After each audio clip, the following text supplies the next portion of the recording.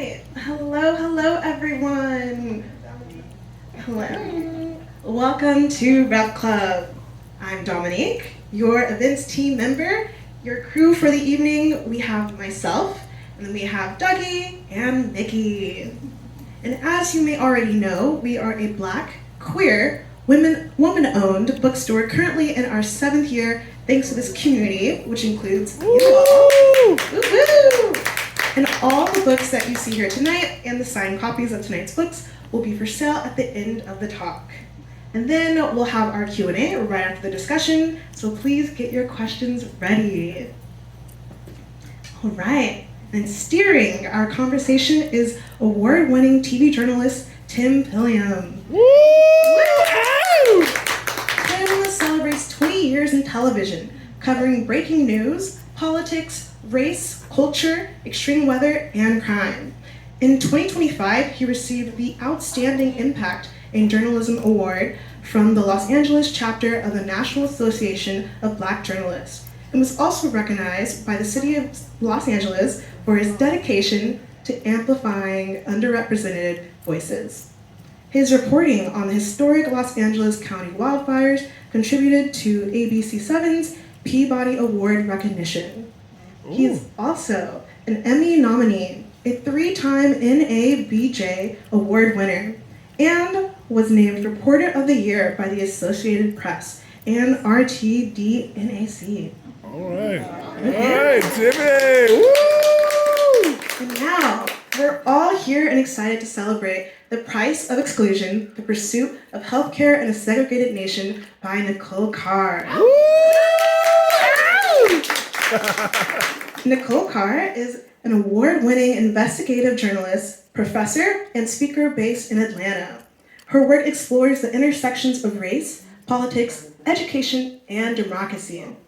A 4-time Emmy Award winner, Carr's reporting has appeared in outlets including ProPublica, PBS Frontline, the Atlanta Journal-Constitution, The Emancipator, and public media across the country.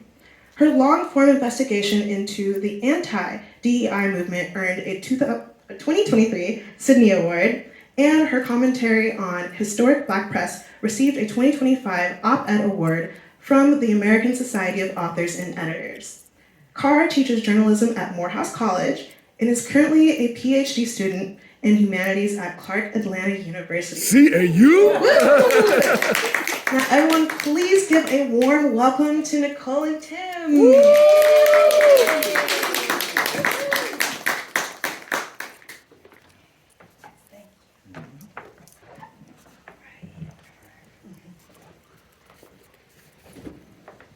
Okay.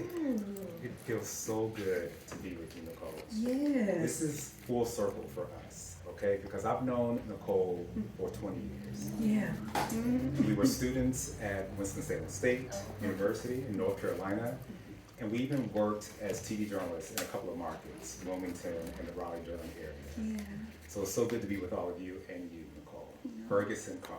Yes, it's good to be with you, and I'm having a moment because we need Black journalists, Oh, yes. and we need to narrate our own stories, and I'm just really honored. I have my friend here, Marissa Evans, who is a grade A investigative journalist, starting her own outlet, the Chisholm Free Press. Come on, that we Chisholm. need to support.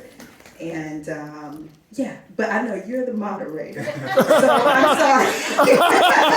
Feel free to check me It's all good. whenever, yeah, because this is not live. This- See, okay. This All is right. your show. No. But you may have noticed I used her maiden name, Ferguson, okay? Because there's a central character in this book that you tell this story through. So Dr. Lawrence St. Clair Ferguson is an important person. Who was he? And what led you to tell his story? Okay. So I didn't know who he was. Dr. Ferguson is my biological great-grandfather. His son was my grandmother's first husband. And my father is the youngest of the set of children who come from this relationship. It was really abusive, and my grandmother left her children to be reared by her mother and sisters in Jamaica while she left for the United States and eventually married who I knew to be my grandfather. So we carried a name that we did not speak of. And, but I did know Dr. Ferguson was a physician. My grandparents retired outside of Andrews Air Force Base in Prince George's County, Maryland. And every time we would come to the DC area, she would say, you know, your grandfather went to Howard. You know, he did that. Ever since I was a child, she wanted us to know that we had this lineage. But that was where it ended. So we fast forward to the early months of the COVID pandemic and lockdown. And we have 3 children. So our girls were in kindergarten and 3rd grade virtual schooling, and I was 4 months postpartum with our son. I can look back on the time now and say, okay, I was depressed. We locked down 4 weeks after I got back to the TV station, and we built this set in our garage.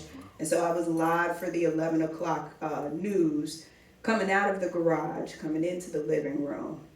And I sat on the couch and I said, how the heck did they get through this 100 years ago?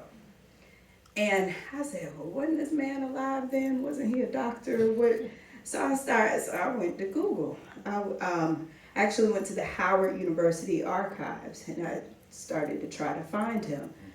The Mellon Foundation had just granted Howard a ton of money to digitize new assets.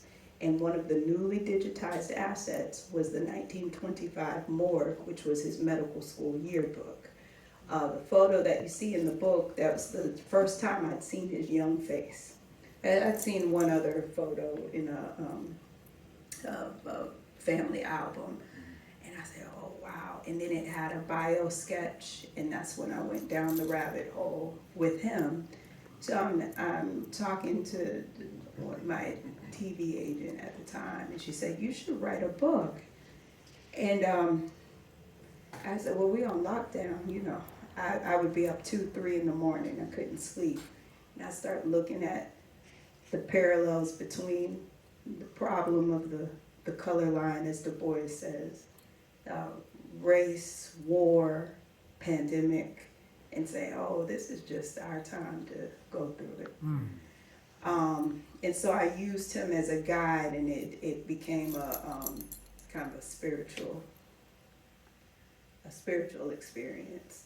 So that was it. I didn't set out to write a book, but I found him, and then he kept me.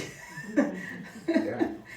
Kept you engaged. Yeah, he kept. Before you even tell his story, Nicole, you really start the foundation in the book about how our Black medical schools came to be. And you highlighted one in particular in North Carolina, where we're from. Right. Shaw University. Right. Leonard Medical School. And I didn't know that piece of history, that it is the first 4-year medical school for Black people in the South. No, the first 4-year medical school for anyone, Black or white. This is why the chapter is entitled "The Medical Education of the Negro Sets the Standard." Oh, wow. Oh, yeah. Oh, see, I like y'all. This is gonna chill down. No, it is the first 4-year medical school in the entire U.S. And Tim, I did a story at our old station with Joel, and he asked me, did you know this? And I was almost ashamed to say, no, yeah, I don't know how I didn't know this. So while I was looking for Dr. Ferguson, I'm talking to my mom's brothers. I go to the other side of the family. I'm like, you're not going to believe what I'm finding. Because, all we had to do during lockdown was talk. Yeah. And he said, well, Shaw, he's a graduate of Shaw. My uncle Ted Johnson in Raleigh. And he's very active. And he said, Shaw had a medical school, but he said nothing about it being the first 4-year medical school. when you, again, I love the finished book because the pictures are in there. The medical school stands today. It's the same building. It's Shaw's Divinity School now. There is a historical marker that says this institution trained 400 black men and women for medicine, between 1882 and 1918. And that's what, 1918 is what really struck me, because its demise comes in the middle of a pandemic. And Shaw is shut down. Shaw is unique. Let me back this up. Meharry is not the size that it is today. Howard has federal appropriations and it's backed by the government. You know, General Howard's idea, if you look at Howard's founding statements, it really says this is an institution for all men. There are Howard is very diverse, and its leadership is primarily white. This happens for, just like Spelman. I mean, it takes forever for it to get black leadership. And they're unique. So Howard's got the federal backing, and then General Howard goes on and starts the Freedmen's Bureau, infrastructure. He leads that. And Meharry is not the size that it is now. Shaw's medical school, Leonard, is supplying most of the black physicians in the Southeast at the time. This is really important because this is where our population is concentrated. And so when the Flexner report, and is everyone familiar with Flexner? Is it not everybody? Okay. Good, I know I'm gonna get some good questions. So Flexner, we had about half and half here. The Flexner report is commissioned in 1910 by the American Medical Association in Carnegie to evaluate the quality of medical schools in North America. This includes Canada.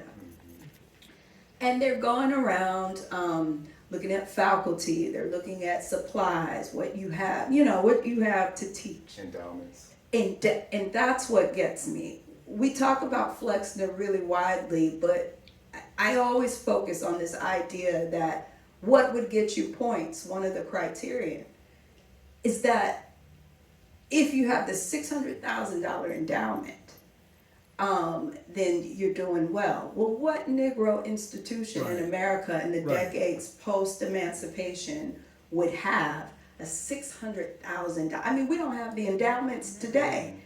We're struggling today. But so Flexner, and I like to point this out, we throw around this you're a DEI, well, just call me a nigga. Right.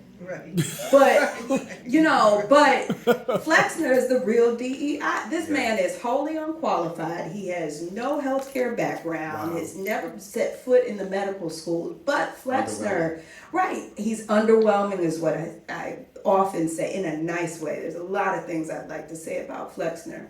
And somebody drove my Amazon rating down. They said I unfairly blame this on Flexner. I'm like, what? But Flexner is well connected. He's got a friend in Vanderbilt University's president.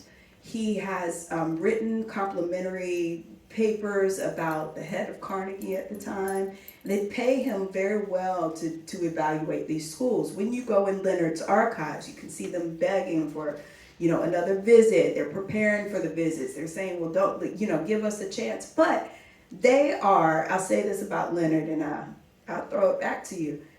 They are producing not only, and this is the problem of the Negro doctor, they come out of Leonard and they don't just stay in their white coat. They don't just do the job they're trained to do.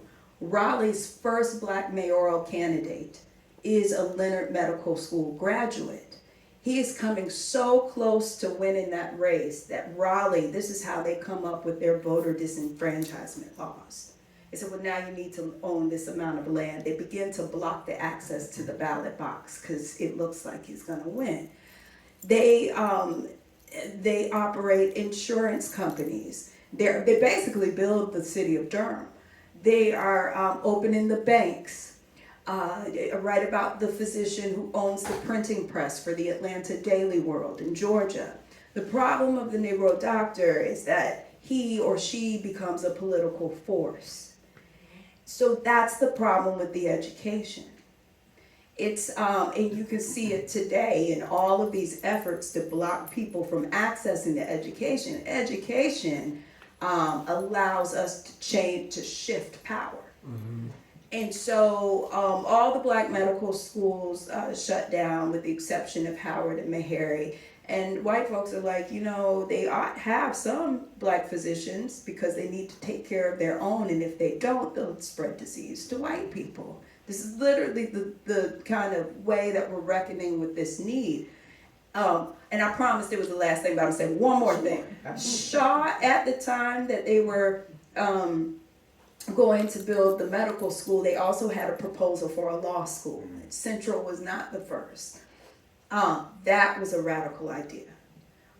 Train the Negro to go to the courtroom? Train him for sanitation and his people.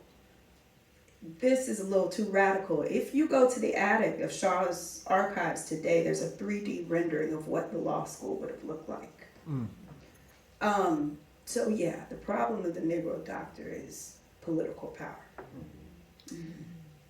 You wrote in the book, chapter 2, to know more about your ancestors is to understand yourself. What impact has the discovery of your great-grandfather's legacy as a doctor and his Jamaican roots had on your life and the understanding of who you are? I think it just solidified for me the global effect of anti-Blackness.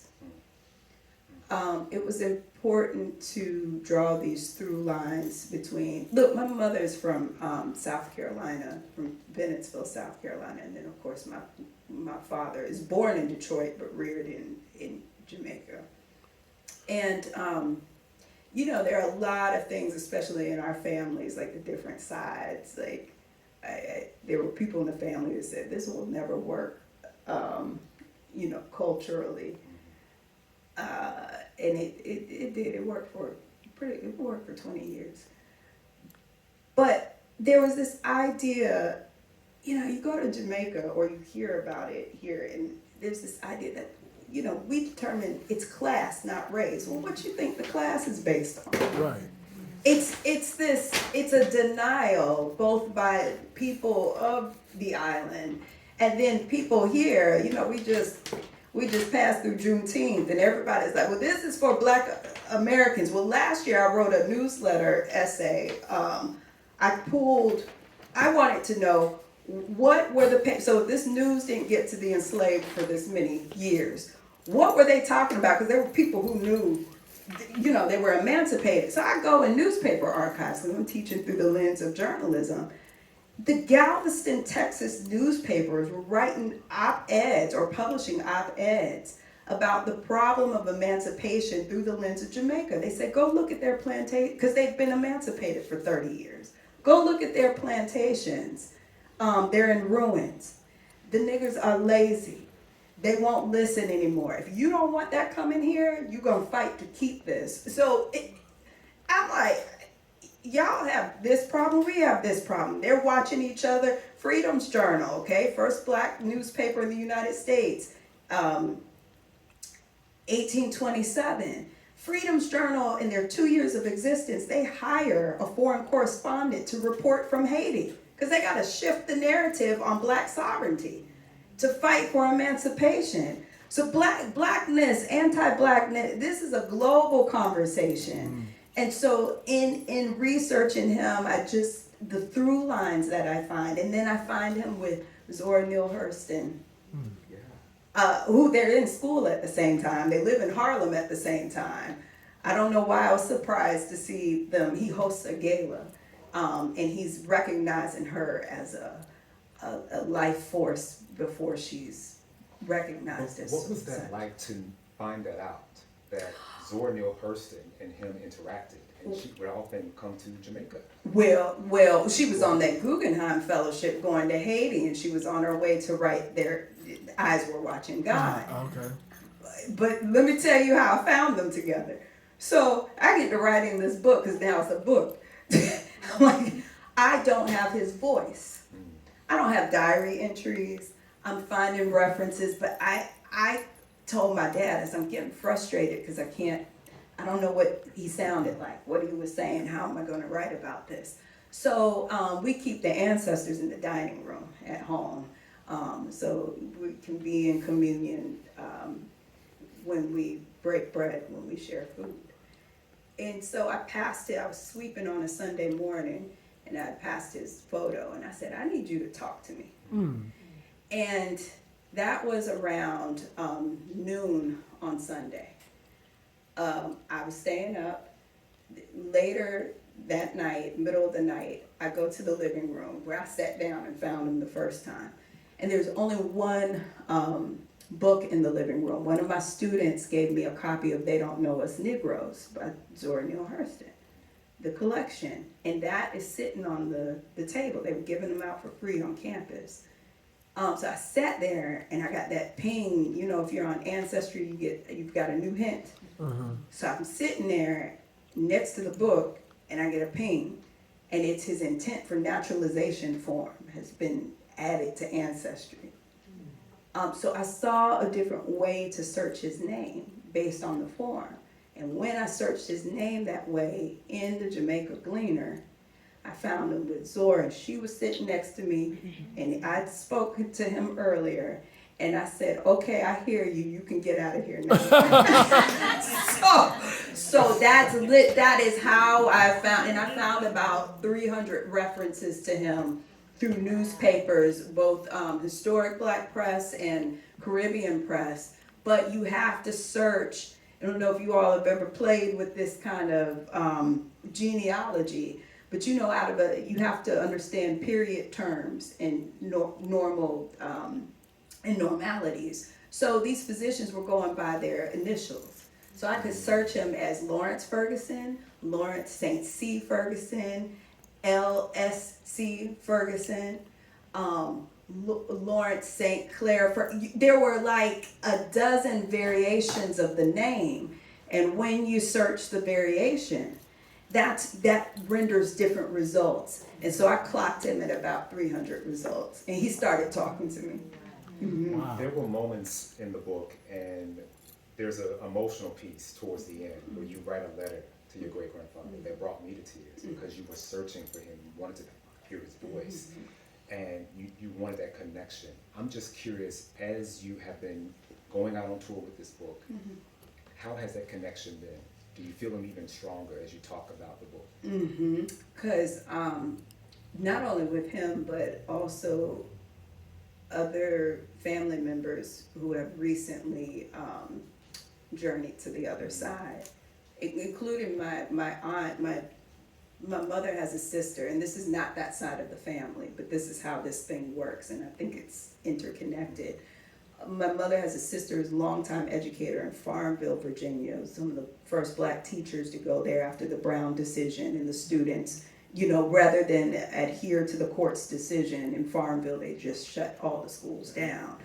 And the Black students protest, and they walk to Washington, D.C., and there's a new monument erected to one of the students in the Capitol now. So my aunt and uncle were the first Black educators to come in once the schools reopened. So my Aunt May, she died before I could get to the Richmond stop. And I'd spoken to her on Mother's Day, and she'd been sick. And she was in the hospital, but I thought she was going home. And I said, I'm gonna bring you a book. And she said, okay, I can't wait. So that was on Sunday. She died on Wednesday. When I got to the Raleigh stop, there was a gentleman, tall white fellow who had waited. It took about 2 hours to sign the books in Raleigh because everybody was interested in Leonard. And he waited, and he just had an energy. It was a calming energy. But I was like, oh, thanks for waiting for all this time. And he said, oh, you gotta sign this. I know a young Black lady going to medical school, and I'm gonna take this back to her. And I said, well, where are you from? Farmville. And I said, okay, my aunt, you know, and I say that. Then I get to Richmond, and a young guy married to a physician said, I need you to sign this for me. I said, where are you from? He said, Farmville. Then I get to Harlem, and I'm at the bar, and the guy next to me was like, I'm from Jamaica, Queens. I said, but where are you people really from? He was like, you wouldn't know the place. It's Farmville. And so now I hope Farmville ain't in here because she's been on my back. But then I knew the book got to Farmville. It's just her letting me know that she's along the journey, because that's not possible. So she's with me. In the same vein, I feel like, when you're writing about stuff, you don't know how the family's going to take it. The legal process for this was brutal. Because there's a letter published from Dr. Ferguson's sister once he passes, and she's talking to my grandfather, and she's basically saying, your mother has gone mad. I'm trying to get her to come to, because she didn't know how to function once he died. So there's this question of, are there any descendants of Aunt Sarah who would have a problem with you publishing this letter that, it doesn't really belong to you? Vice President Harris's father helped me find one of the former patients. That's how I knew he was with me. If 1893 and 1983 can touch the same life in 2 lifetimes, then we're not too far removed from that. So I had 4. I had 4 of his patients. Wow. And Harris's father helped connect me with his classmate. I didn't know this, but he went to high school in the parish that Dr. Ferguson ran the hospital in for a short time. And his best schoolmate, these folks are inching toward 90, and they were his patients. But you reached out to Kamala Harris's father through an email, not knowing that he was going to respond. I didn't think he was going to respond. He doesn't like reporters. He responded. He did. It gave you some rich information that you were able to go. It did, and I later found he ran a thorough background on me before he responded. And I wrote Dr. Harris back to tell him the book was done. He hadn't responded, but it was a very kind email, and so that's how he stayed with me. He let me touch a life that he touched. Yeah. You detailed the traumatic events during the Civil Rights Movement where Black medical students tried to integrate the University of Georgia, but were met with violence from white students and the KKK. How does racism and discrimination show up today for Black doctors and medical students? And what is your conclusion on how it can be addressed? Well, how does it not show up is the question. It's layered, I know. Oh, yeah. I've had physicians to talk about, do you remember Carmen from school? Yeah. My line sister, Carmen. Yeah, she's a doctor. She's a doctor now. And Carmen, yeah, she moved to Asheville. Look, my line sister. She, that's my front. She, Carmen, the proposal for the book included a chapter built around Carmen. Carmen talked about being dismissed from the examination room by patients. The older white lady who said, that can't be the doctor. Yep. Right. Yep. Yeah, that can't be the doctor. The dignity or the indignity of it all. Listen, the Trump administration right now is attacking, I'm telling you, they're calling us niggers. They say, you don't have to agree. I know you got to go to the newsroom, got to go back to work. I'm going to say all this. I understand you. Yes. Yeah, okay. This is being recorded. Yeah, yes. But, so I'll just It can be edited. Go ahead. Okay.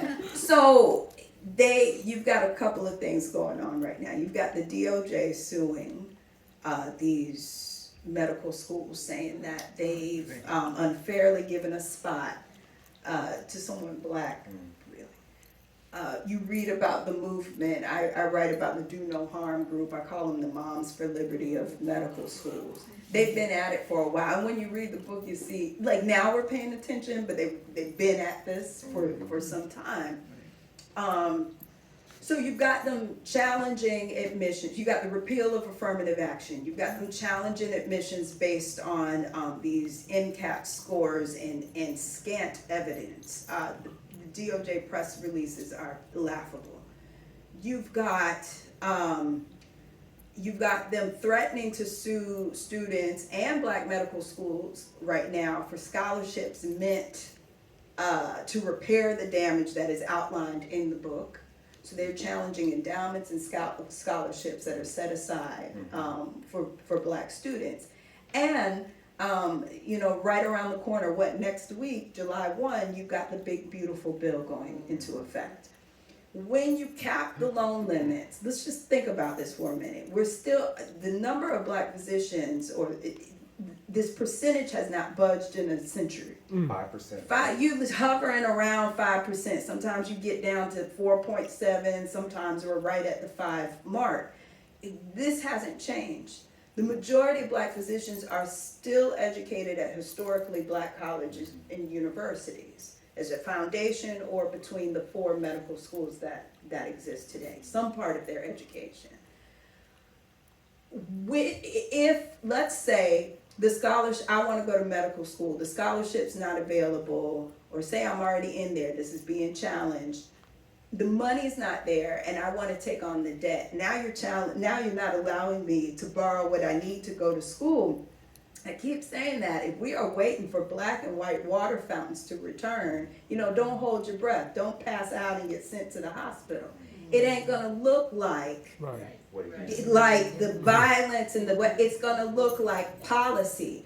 You don't have to do that when you can effectively shut me out of borrowing my own money, being awarded money, my admissions being tested, and we're still at 5%. They are conducting generational violence right in front of us, and we're gonna have a steep price to pay. I don't know that this is the place for my children to receive their higher education or their professional education. Perhaps they need to go across borders like our good ancestor did, because he ends up specializing in Scotland, and that's where America's first Black physician is trained. James McCoon Smith, during enslavement, heads to Scotland for the training. Dr. Ferguson leaves Harlem when the AMA has these bogus licensure requirements. They can't even integrate Harlem Hospital. And I write about Spelman in there. Yes. Nicole Carr Hospital, right? McVicker, yes. It's McVicker Hall is the student health center. Most of the the ones I've talked to say, I didn't know it was a public hospital, but it says McVicker Hospital, right? Etched in the building, hadn't been touched. It's exactly the same. McVicker Hospital trained a ton of Black nurses. They banned Black doctors. Which makes no sense. At Spelman. Well, it makes sense when you know who was leading it. It makes sense when you understand the limits of a progressive, a liberal. What are the limits? And that's the point in Leonard Medical School. I mean, they are trying to justify. Oh, I forgot to say, I did all that talking around Leonard and didn't say what the justification was for the funder. They said, if you're going to begin to, or maybe I did, put the white coat on the Negro, make them go to school longer. Harvard, Yale, Johns Hopkins, Penn, they're running 3-year rigorous programs. Ivy League is, UNC Chapel Hill fails. Chapel Hill on its website will tell you this thing came about in the 60s. They won't tell you how they failed to get it off the ground in the 1880s. But the archives will. So while they could not get those poor white students to pass the exams, they were creating a pipeline program. Trying to get a pipeline program where they would basically do some kind of community college type deal and get sent north on recommendation to complete medical training. And it wasn't working. All while across the street at Shaw, they were like, no, make those Negroes go to school longer to prove themselves as intellectual as the white man and to have, ding, ding, ding, ding, ding, does this sound familiar? The merit. Make sure there is merit here.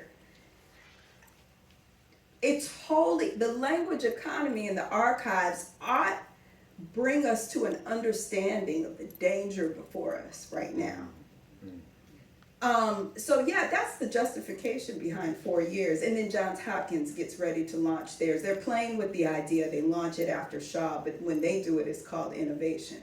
When we do it, it's a necessity to prove your intellect. This is probably a good opportunity to do a Q&A. Is Anybody it? have any questions? You've been doing fantastic. Oh, we got the warning in the. Oh, wow. Oh, 5 minutes for it to keep going? Oh. Oh, perfect. okay. I was about to say, I'm not leaving. I'm gonna spend the night here. Y'all know I'm jet lagged too. I'm alone. Yeah. Well, you just mentioned that you're not sure. You're a mother of 3. Your oldest, Kendall, is headed to high school. Is that She's in high school. in high school? Kendall's about to be 16. So, are you guys having those conversations about? I don't think that we want to have your education here. I asked my husband, being yoked it means a couple of things. We talk about it in a few ways, but I don't think he could imagine living outside the country. I grow up all over the place and live outside the country. Yeah. I mean, we moved 10 times before I was 16. And so when I took them back to Panama a couple of years ago, because I went to 8th, 9th, and 10th grade there, we were stationed there at the end of the Canal Treaty. We were on a part of the, in a part of the country, we were on the, we'd gone to the Pacific side, and there was a school that would award a high school diploma, a U.S. high school diploma outside of the Marriott property we were on. I was like, what do you think about coming? Let's go for a year. That man told me, he shut it down before I could finish. Right. But I've been thinking about it for a long time, only because the only way to live is to be a global citizen, and that doesn't mean vacationing. And it doesn't mean that you have to get to the place. It means thinking of your existence beyond borders. Because if we didn't cross borders, we wouldn't be here. How do we exist without thinking of a world beyond the United States? That's They right. would like you to think that we're so exceptional. You begin to ingest, believe propaganda. Right. You'll begin to assign inhumanity to humanity. That's right. If you don't understand other people, the problem we have now is a lack of empathy. And you can't learn that unless you're a citizen of the world, and you can't proclaim to love your God. Right. Or to say that you're doing anything in the likeness of a Christ-like figure that you say you worship, if you can't exhibit empathy and kindness to everyone, you can't claim that. So it's been on my mind for a long time, but I also, my parents shipped me off to England before 10th grade by myself, and for summer school. And so if I have it my way, I will not die here. We had this conversation. Yeah. We are in LA, Hollywood. And so when I read this book, I immediately thought, I could see this as a scripted series about your great-grandfather and his journey. You know some people? We have a classmate that's a TV writer out here. Who? Erica Noel. Yeah, I'll Oh, introduce oh, you. yeah. She's a little bit younger than us. Shit, you gonna Yeah. pass this on? I will definitely. We're going do out that. after this? We will. Okay. But I could see that type of scripted story, Uh-huh. or your pursuit of finding your great-grandfather. So Oh, wow, is that yeah. a goal? Out of his mouth. To Hollywood. Yeah. Is that a goal to turn this book into? Because the goal was never a book. No, my goal is for this to spark something in someone else. And so that, I remember when I visited Brett Club for the first time last year, we had some students out here for training, and I had a free morning when we came out here.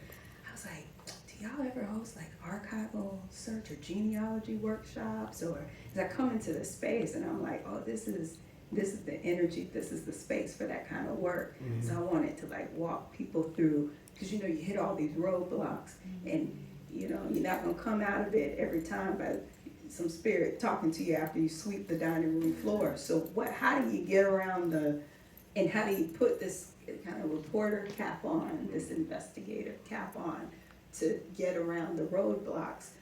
So I want to see those types of things happening.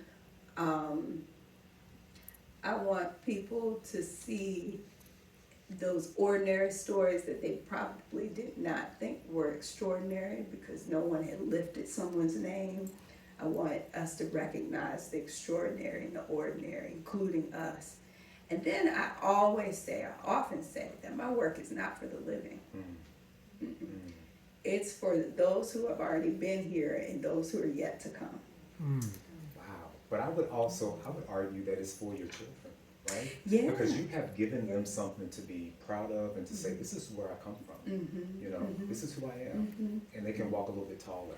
Yeah, but my dad's walking a little bit taller at 65.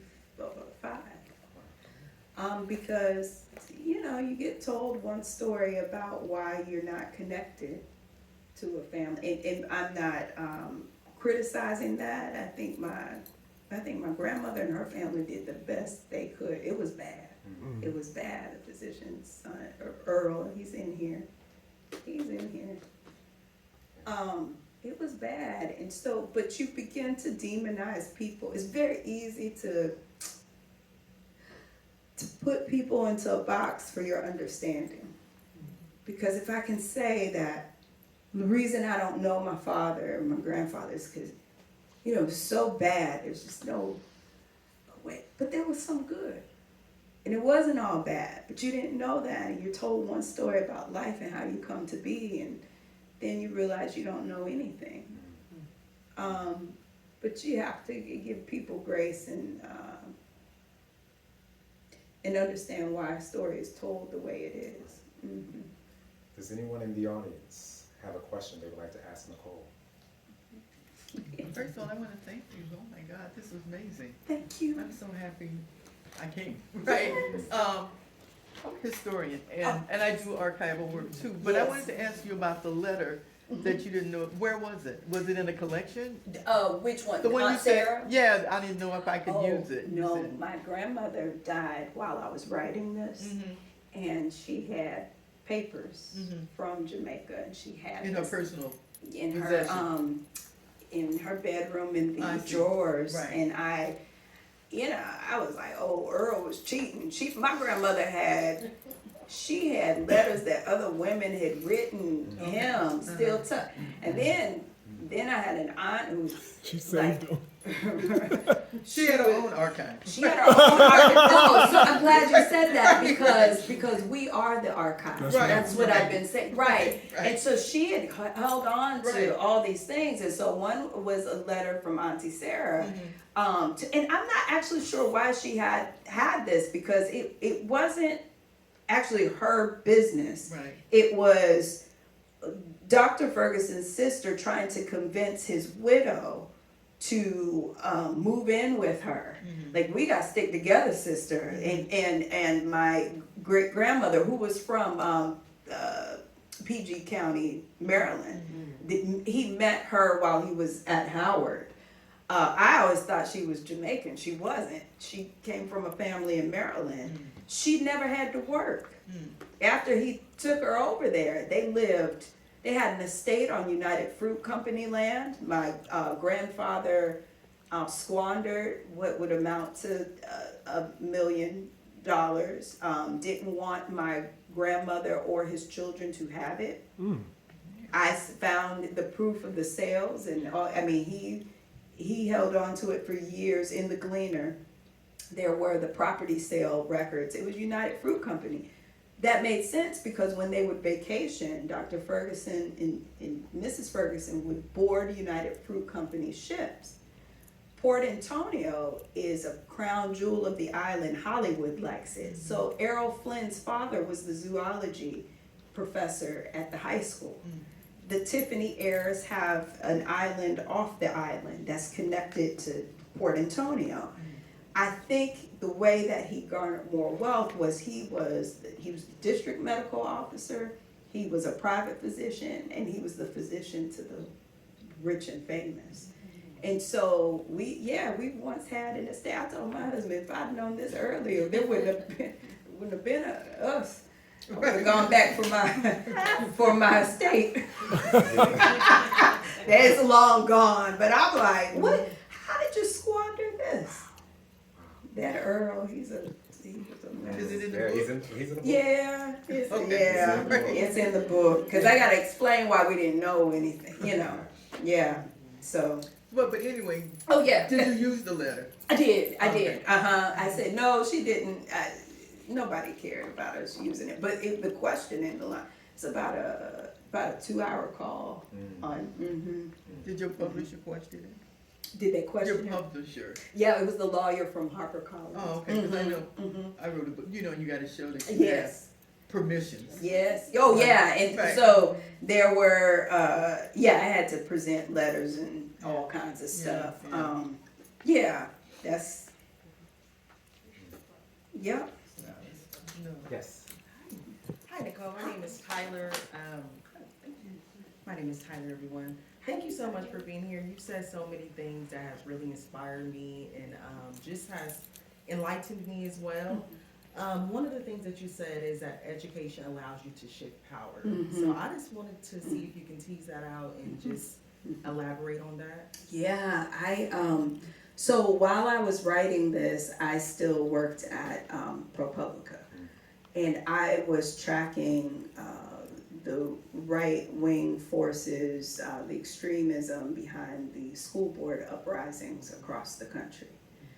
And right away, when I really got into this in 2021, I recognized something, United Daughters of the Confederacy, Moms for Liberty, this kind of playbook and the face of it. I ended up creating a database that showed the arrests that were made at school board meetings across the country in an 18-month period. So we could track a trend, and it was surely, it came out, I knew it anecdotally, but now I had a database that it was a white-led movement. There was one person in the 18-month period from what we could open source across the country who was Black, who was arrested. So we defined chaos by something that brought the meeting to an end, ended up with people being removed. It was everything from assault to, in Utah, what amounted to like a fake insurrection. Like the protesters declared themselves the new school board. They literally overthrew the school board in a meeting. That was this close to, it was like nuck if you buck. It was crazy. So here's my thing. This is what you have to think about in a common sense way. Because you don't see school board uprisings right now, right? The goal was never for your local school board. It was a testing ground, and I wrote this in the AJC. It was to test our appetite to take this rhetoric and this framework to higher ed into the federal government. Project 2025 was an open book at the time. You had lots of editors who didn't touch it, who said this isn't even possible. This manifesto is impossible. And not only was it possible, they were carrying out the early stages of their plan in real time right before us. We kept calling people concerned parents when the concerned parent only looked one way. I'm a concerned parent. Right. We got like a minivan and soccer practice and a front yard to mow and this suburb. We ain't get the memo to go to the school board meeting and act an ass. Because the message wasn't for us. If you took away everything except race and the profile of the people who say they were concerned, okay, we're the same person on paper, but we're not. And the goal, it makes sense. The public school system is the one institution that most of us will pass through in our lifetime. You can only say that about one institution. Can't even say that about a hospital. We won't even all make it through the hospital. We won't all die in a hospital. But you're going to take yourself to school. If you are to shape a generation and electorate policies, then you attack the schoolhouse. And you do indoctrinate. But indoctrination doesn't have to be a bad thing. You either indoctrinate people to value the things that we've talked about tonight, or you indoctrinate them to operate within a caste system that shapes power. And for you to subscribe to the policies that allow the caste system to remain, you must be taught a certain way. You must be taught that there is a group of people that deserve inherently hold power. That's right. You have to be taught that way. So what do? Erase history. Reshape it in a textbook. Take it out completely. You have to be taught. Listen, the state of Georgia, I live in Georgia, the state of Georgia passed the dumbest law in the history of Georgia. They passed a ban on transgender athletes. Why is that shit stupid? There's not one transgender athlete in the state of Georgia. So the policy is not meant to address any issue, any problem, any reality. It is meant to make someone the boogeyman, and if you and I can subscribe to that, if I can other somebody else, then somebody can come and other me. That's right. We have an appetite to other someone, to make them scary, to make them the big black brute, to justify a lynching, to do those things. So that starts in the schoolhouse. The hell are you banning if it doesn't exist? Not to say transgender people do not exist. The transgender athlete did not exist in the state of Georgia, yet a law has outlawed your existence. And they start the argument in the schoolhouse. We cover voucher systems as if it is, since this is the foundation for a segregation academy. This is how you fund segregation, exclusion by the taxpayer. This is how white kids ended up coming. Listen, Marjorie Taylor Greene, her origin story is not in Forsyth County, Georgia, where Oprah Winfrey famously went in the 80s or early 90s, and the Klan came through on television, and they say, well, that's where Marjorie Taylor Greene went to school. That's true, she went there, but where was she before that? She was smack dab, she was in DeKalb County, Georgia, within an Atlanta proper address. Marjorie Taylor Greene attended Shamrock High School, which no longer exists. Shamrock was still under a federal order, busing order to desegregate. They were part of an M2M program. I was a part of that program. You were part. You from Atlanta. Yep. You know this. Marjorie Taylor Greene's parents were those concerned parents at school board meetings and had an uprising because they were amongst the white children. I know a person, I won't call her name because she didn't tell me I could tell this story. I know one of the first black student government members at Shamrock High School. You know where they took their yearbook photo? At the grandfather's house, the grandfather of another student, and the grandfather was the Grand Wizard over there in Stone Mountain. They took their photo on the porch of the Grand Wizard's house. He was still active too. Marjorie Taylor Greene ain't old. Marjorie Taylor Greene is like Dolly's age. She's 50s, early 50s. This was happening while we imagined a different world in a Huxtable household. That's right. I don't know where I was going. Oh, the school. Education, right? That's where you attack. That's where you attack it. Yeah. That's where you shape us. That's where, this is a whole different book, but, there was a whole black PTA because the PTA, national PTA wouldn't let black people in. And the woman who started it in Atlanta was the wife of a pharmacist, and their upper class, talented 10 Du Boisian selves could not find a kindergarten for their son to attend. So that's a concerned parents movement. They will have you to think that concern, that care and education equates to whiteness. Yeah.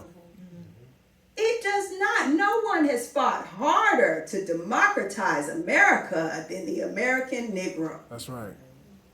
Whether you're American by birth or this is some kind of temporary home place, which is the point I'm making in the book, there is no democracy. Until you do right by us, you have no democracy. That's right.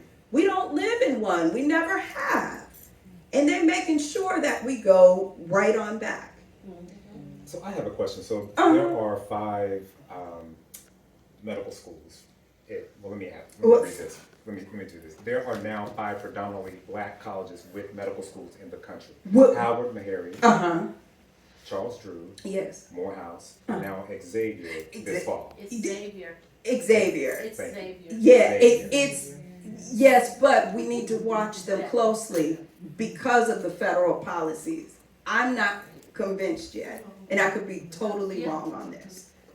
I'm not convinced yet that it's gonna get off the ground the way it needs to. You also have a school coming out of Morgan State. With the current policies, I'm very interested in how this education will be funded. What's keeping other HBCUs from starting medical schools?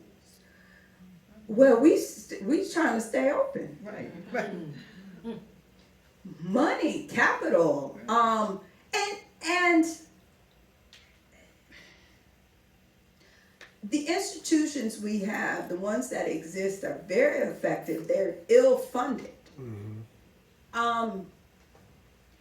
But we are barely surviving. One book I love, I don't know if it's on the shelves here, Adam Harris, and he blurbed this book. It's on the back of the book. It's called The State Must Provide. And Adam is looking, and now he hosts a podcast with The Atlantic. He's a New America Fellow and a brilliant journalist. He's quantifying, basically what we're doing is reparation work, narrative reparation work.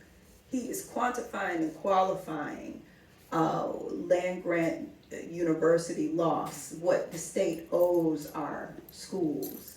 Because he starts out with a question, just like I was like, how did they get through this 100 years ago? He starts out with the question, why does my campus look like that and that one across the street looks like that? Why does my black campus look like this? And I go over here.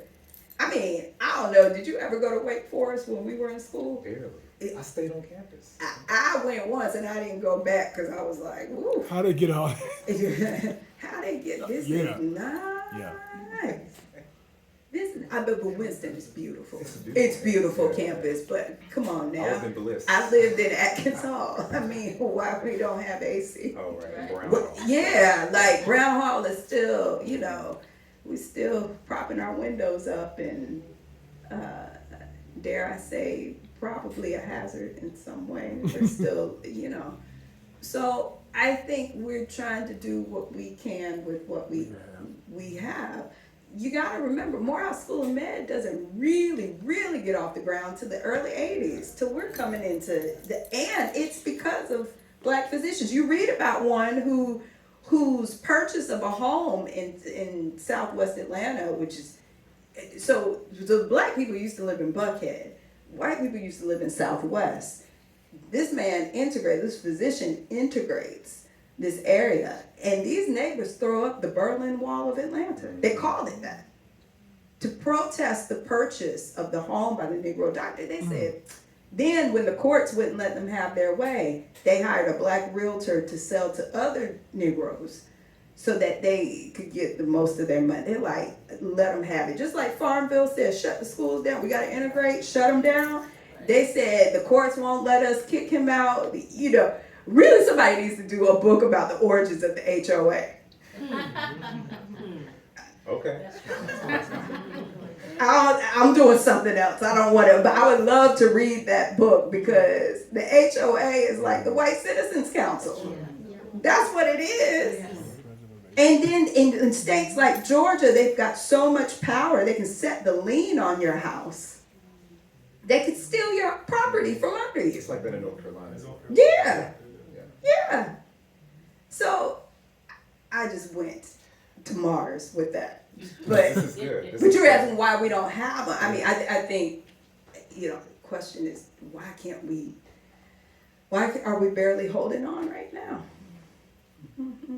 Any other questions? Oh, okay. Got one back here and then we'll get to you.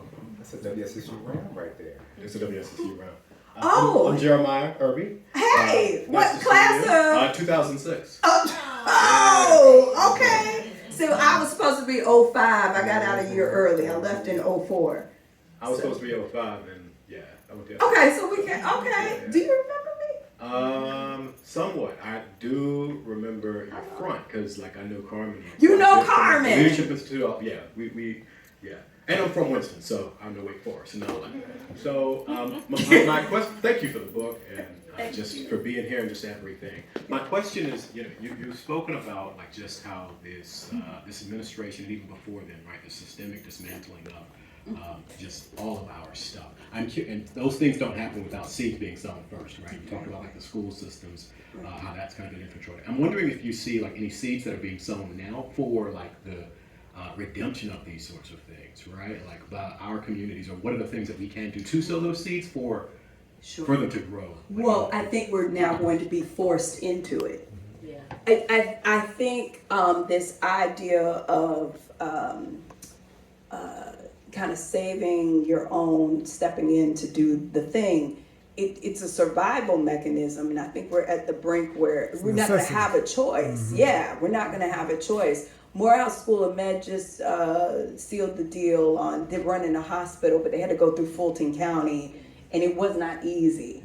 We lost a hospital while I was writing the book. That was it was high trauma level hospital. It helped take the burden off of Grady. South Fulton? Which one was it? It was a Wellstar. That was South Fulton. South Fulton. That's where I was born. Right. Yeah. So now all of your trauma patients are going back into Grady. That's right. Grady can't. It cannot. But we were seeing new hospitals. I live in Cobb County, Georgia, which is famously, Newt Gingrich land. But it begins to flip. It begins to turn purple in the Clinton years. And we live right on the edge of Smyrna. We're in West Cobb, which is very diverse, and it's blacker, it's browner. But East Cobb, they still say, well, those are the East Cobb snobs, whatever. That's still and we know black folks who live in East Cobb. East Cobb, man, it's like taking the trip to Wake. It's like, what do you want? The roads are paved. There's new clinics. And we live on the side with the Braves Stadium. You don't, but to your point, so when you read in the prologue, you're going to meet a physician named Dr. Patrice Body. She's a Spelman graduate and third generation Meharry.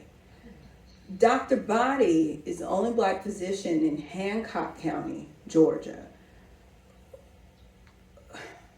Dr. Body is in her early 70s. She basically told me, I'm going to die doing this.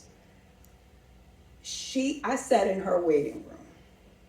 She practices out of 2 home clinics. She's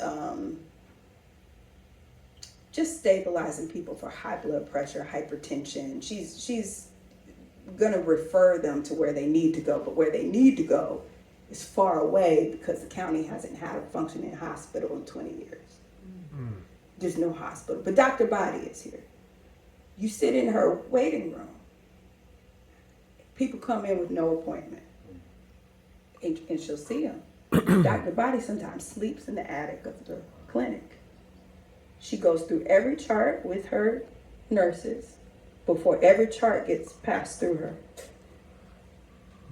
And the home clinic that she practices in Milledgeville, where her grandfather, father, and uncle practiced, it's still got the old pharmacy window. And it's off of what used to, I know I've said this about 10 times during the talk, this is real talk, it used to be off what they call Nigger Street. And every black baby who was not born at home and delivered by a Dr. Body was delivered in that home. They still have surgical tools that came up from a flood some years ago that her grandfather used. She said, if I leave, who's gonna come? But to your point about Dr. Body has committed to serving for a lifetime. in a county that is some 75% plus black, but in a county that 100 years ago had a functioning hospital a quarter mile from the people you'll meet in the prologue, in the Negro log cabin community, and the physicians from Atlanta who had migrated into the city took turns doing rounds at the hospital that they built in the log cabin community, and you get a little profile of each of them. They take matters into their own hands in the rural area. I think I think it's safe to say that we were reared to believe that as long as we do these right things, you know, we fought for you, so you don't have to do this, so now you go take the baton and you go further. I think we took the baton. These policies are going to force us to tap into some AI, and it ain't artificial intelligence, it's ancestral intelligence. Ancestral, that's right. And that's, I get that, I always credit Tim Reed, the actor Tim Reed, he wears a t-shirt that says this. We're gonna have to take a blueprint from ancestors to understand how to organize and how to be quiet about it. That's right. How to stay offline. It's not for the general audience. That's It's right. not for likes, it's not for reposts, it ain't for tweets. They'll try to create policy off of it. Right, I was like, yo, we don't need the FBI. Y'all giving everybody they don't need to tap Dr. Right. King's hotel room. They got, or SNCC.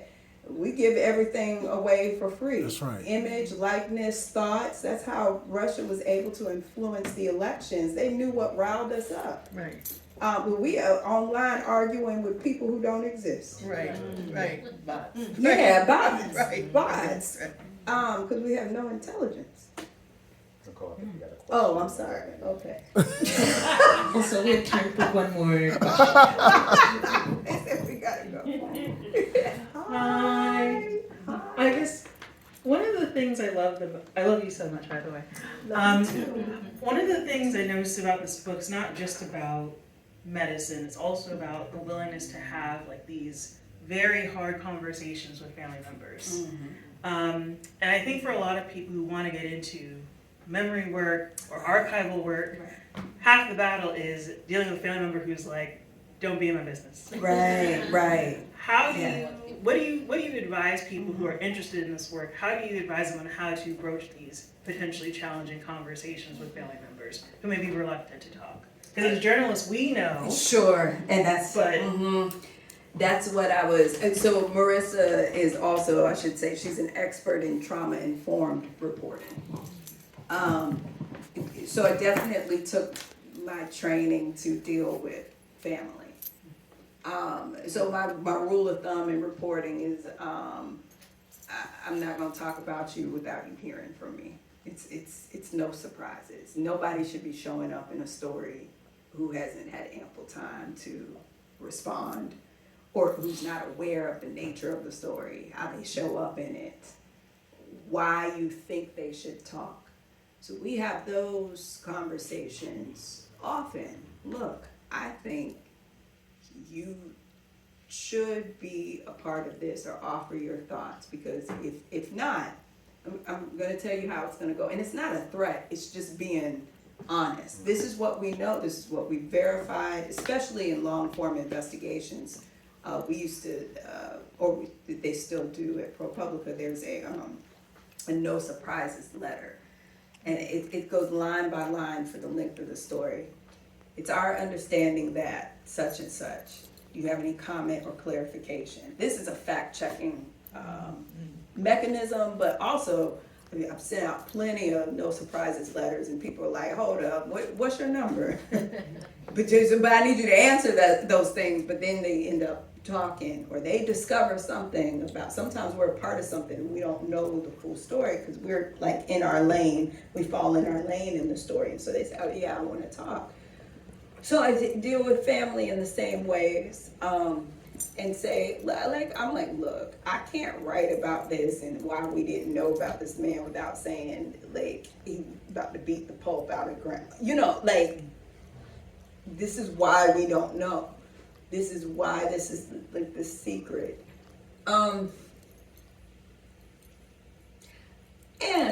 I think for me, it is helpful to know that there's isn't there a podcast called Our Ancestors Were Messy? Makes me feel better about my life. It's like, damn, I'm doing all right. Y'all would.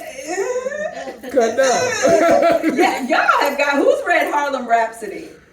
Has it Victoria Christopher? Oh my God. Harlem Rhapsody. Okay. Okay, so it's all about Du Bois and this long time affair with this editor of The Crisis, which is well known. But I was like, okay, he's dead. Y'all still respect him. He was a hoe. that's what, like, you get to see the humanity, Yes, part right. of the human experience. Look, I tell my students all the time, and young journalists, if you haven't effed up, live a little longer. The measure of your humanity, your quality of personhood is not based on the mistakes or the missteps, or maybe you knowingly do something. The measure of you is how you respond to it. That's right. And it may not be recognized in your lifetime, and you gotta be okay. You gotta be okay with yourself, because people may not be okay with you in the lifetime. And that's what I loved about this interaction with Dr. Ferguson and Zora Neale Hurston. He's recognizing her in a way that does not happen until Alice Walker dusts off the grave. But he sees it. And other people do too. She's a little different. They may not want to, how you don't, I don't know if I want to be attached to Zora. Right. Zora, who's Zora sleeping with? What's she writing? Was she up here talking to an old slave and all this? Now, this stuff wasn't called prolific. Right. And she's begging Guggenheim. She gets robbed. She goes to the hairdresser in Kingston. Somebody robbed her. And she's like writing back to New York. I need some more money. So it's fascinating to me that she ends up in Port Antonio at a gala in a Quaker house with my great grandfather. And I'm like, did y'all help her before she went to Haiti? And then Guggenheim didn't really want her to go to Haiti, because they're like, voodoo, shoodoo, what are you studying? This is not important. But anyway, I say to your question, how do you say, it's important for us to understand what was and what wasn't. And maybe somebody's missteps make you feel better about your life. Or it make you understand why people were the way they were. Yeah, like everybody keeps secrets. Nicole, this has been a fantastic conversation. It's over? No. We gotta go. So We gotta go. the price of exclusion. It is out now. Thank you.